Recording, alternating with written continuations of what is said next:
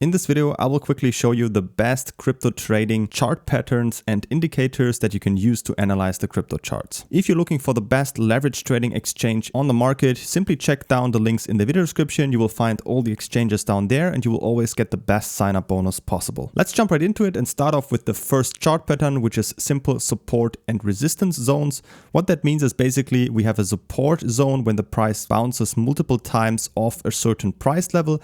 That means that we have a strong support zone, and it is likely if we meet that line again that we will see another bounce. Same goes for a resistance line. It's a price where we cannot go above. Multiple times we have touch points where we always get rejected and go down again. So it's likely if we meet that line another time that we will see a push downwards again. The second chart pattern, which is really useful, is so-called trend channels. We can see them many times in bull or bear markets, that we are moving upwards inside of a trend channel where we have an upper line and a lower line.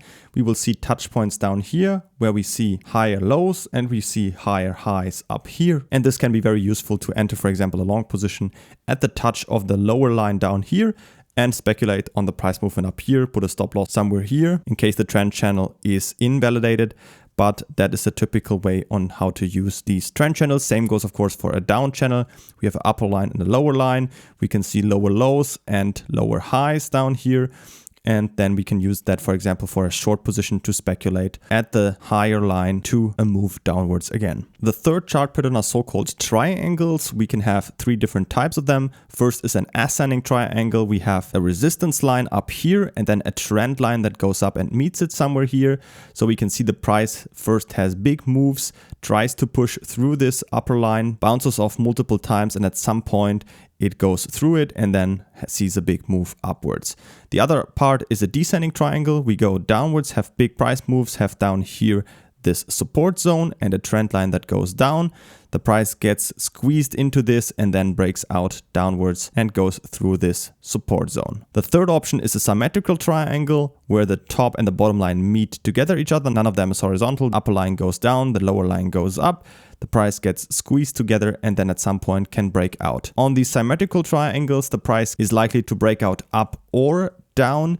It's a little bit more likely if you are in doubt that it breaks out to the same side as it has been going into this triangle. So if it goes in a move up, it's statistically a little bit more likely to also move out again in the same direction. Of course, if it goes down into this triangle move somewhere here, it's a little bit more likely that it breaks down out of the symmetrical triangle again. Now let's look into two more indicators. First of all, I want to show you the moving averages. You can go to indicators and search for moving averages here. I also have one already in here. So if I activate that, you can see this is a typical 200 moving average. You can use it on the daily to indicate uptrends and downtrends. If the price is above that, it's an uptrend. If it is below that, it's a downtrend.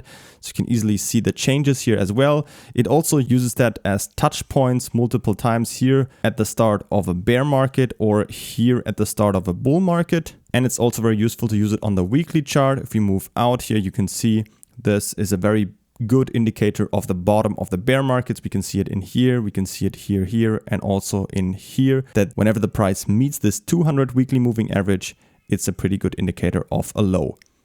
By the way, if you're wondering how these moving averages are calculated, in this case, we are on the weekly chart. So in this price right here, as you can see, the moving average is at $20,000. How is it calculated? It basically takes the last 200 candles, so 200 weeks, and calculates the average price of the last 200 weeks and then comes to this price. That's also why it doesn't have any big spikes. It's a very smooth line because it always calculates an average price of the last 200 or any other amount of weeks or days. You can also switch that up. If you go in here, for example, in settings, I could also change it up to the 500 weekly moving average. Then of course it will start much later, but you can adjust these settings as you like. I, for example, find the 200 moving average very useful, so I like to use that one. Lastly, I also want to show you the RSI. You can go in here again and search for relative strength index. Use that, and then you will see this window down here pops up. It basically shows you if you're overbought or oversold, and it is a pretty good indicator if the price is overheated or it's just much oversold. For example, in here, if you can see it spikes out too much at the top, that is mostly a pretty good indicator that we are a little bit overheated and are likely to move down a little bit. Same goes, for example, in here, we are a little bit overheated, we went down a little bit. Or if we are pretty much oversold, it's a pretty good indicator of bottoms as well. You can see it's pretty low here, that was pretty much the bottom. We went up. Same goes for here. We were pretty low and went up. The price here was pretty close to the bottom. Of course, it's not always perfectly accurate, but it is a pretty good indicator that if we are very low in the RSI, that we are likely to have reached the bottom of a bear market. Of course, you can use it in closer time frames too. If let's go to, for example, to the 4-hour chart, so we get a little bit zoomed closer in, you can see RSI is pretty high, so it's a little bit likelier that we are overbought and go down. Same goes, for example, here we are pretty low. It's a good indicator that we are oversold and are likely to move up. Same, for example, here, You can use multiple parts in the chart and always check whenever we are high. So it's a pretty good indicator and gives you an idea of where the price could move. So that's also what I want to tell you at the end. Make sure that you're not relying on these indicators or chart patterns by themselves, because they can also be wrong many times. But of course, if you're trying to make a decision and guessing where the price will be in the future, it's good practice to take multiple of these indicators and chart patterns, as well as the general economy, into account, see where all of these different metrics are pointing towards, and then make an informed and rational decision on how to place your trades. Don't forget to pick up your best sign-up bonus with the links down in the video description. And if you have any more questions, feel free to ask them in the comments.